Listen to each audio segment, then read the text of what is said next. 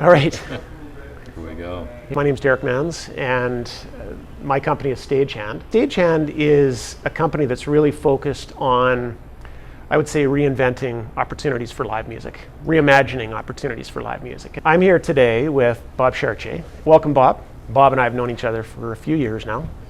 Bob, I think, is an interesting story to tell about his music journey. He's also been involved with Music Mile, which has been a very interesting initiative here over the last few years in Calgary. So, Bob, why don't we just kick this off? Tell me a little bit about your music journey and when did it start and where are you at right now? My musical journey, I guess, it starts at 6 years old in Pentecostal church, right? Singing gospel songs, and I love it. The music was amazing, and I was singing my heart out. One day the piano player, who's like Jimmy Swaggart, honky tonk church piano player, takes me aside and puts her arm around me, and she says, Bobby, she says, you're a good kid, but you can't sing. I'm sorry to tell you, you're a monotone. You can't carry a tune. I looked up at her and I said, well, thanks, Mom. There's a lot of 73-year-olds across this country who were told at a very young age that you're not very good at this. You're not very good at art, stick to hockey. When that happens, it becomes a self-fulfilling prophecy.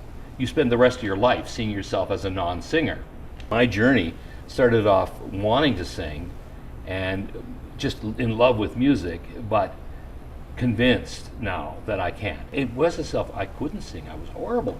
Now, did you play though? I used to hang around in university days with a guy that played for a group called Humphrey and the Dump Trucks out of Saskatoon. Michael Miller was the bass player, and he taught me how to make a washtub bass. And I played a washtub bass my first year of teaching in Churchill. Made $400 playing washtub bass in the bar. I never was really good at that, but it allowed me to hang out with musicians. Part of the journey that was critical was when I came to Calgary. I was at an Arlo Guthrie concert.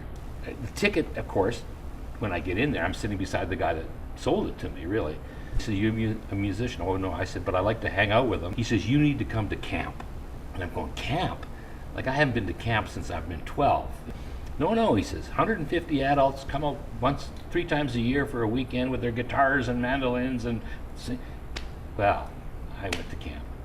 They did a thing at camp, which is called a band scramble. They put 4 strangers together. They got to pick a song and play that song on a stage in front of 150 people. So I'm in a band scramble. This woman says, Bob, you're going to sing the third. I don't sing. I don't sing. Oh, yeah, you got an interesting voice. You're going to sing. So third verse comes along, and I'm singing John Prine's Speed of the Sound of Loneliness. And out comes a voice I'd never heard, neither at 150 people. I got her standing, that night, like I'm crying like a baby in my bunk because why didn't this happen when I'm 23? Then I'm thinking this kind of tears of joy, like I got a few more. I'm 60 years old when this happened. So that's my journey, and now I'm still not a performer, and I don't consider myself a musician, but I'm singing. I found a voice. And I guess that's my passion right now. So how big a part of your day-to-day life is music? I'm just curious what really, how does music find its way into your life on a daily basis? Oh boy, the last 2 days I've written 2 songs. I wrote 2 songs in 2 days. That doesn't mean I do that all the time, but I love writing, right? I love the creative act. If you're somebody that's retired, you can't sit on a couch.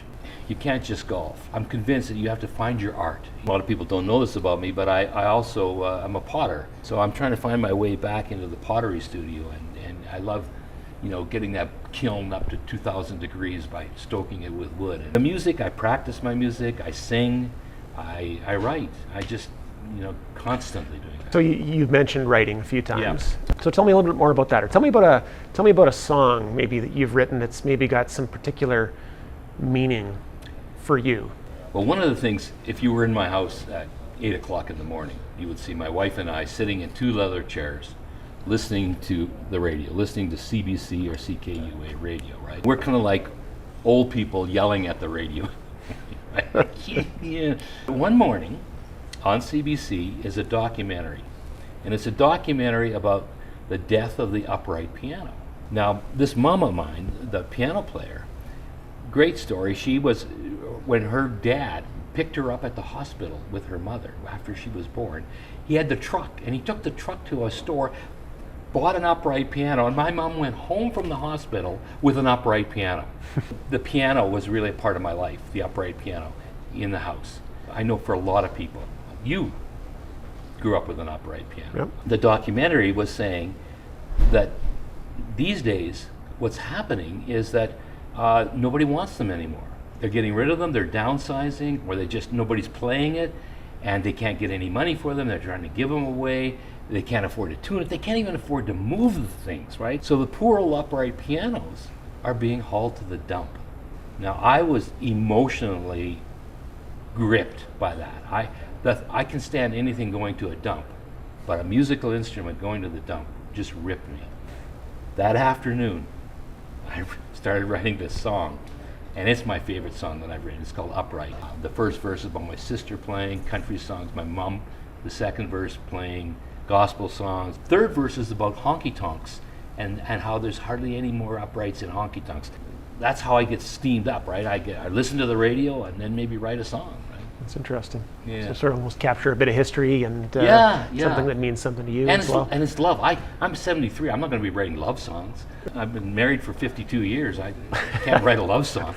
So well, sounds like you've done pretty well if you've been no, married 52 years. Don't assume anything.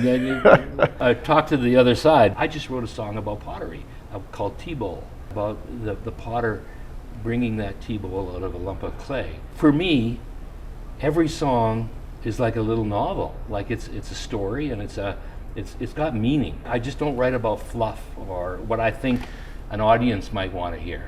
Anyways, long story short, in the last decade or so, I've written 120 songs. I do a little performing. You know, I do the songwriter night at the Gravity, which is unbelievable. We're pulling amateur songwriters out of the woodwork every Thursday nights. My big story is, how can I help? This is my passion right now. Is people finding their voice again, finding their way back to music.